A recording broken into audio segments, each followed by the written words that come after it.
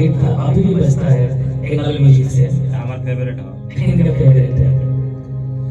हर की कोई के जिद हम साथे ले आईनी कि छूट गइला हाथ हम बड़ी पछतैनी कि कोई के जिद हम साथे ले आईनी छूट गइला हाथ हम बड़ी पछतैनी कि धाका मुकी करे लोगवा अरे की धाका मुकी करे लोगवा देखी के अकेला में सैया जी भुला गईले दशहरा के मेला में राजा जी भुला गईले दशहरा के मेला में कि पढ़ल ना लिखल बड़े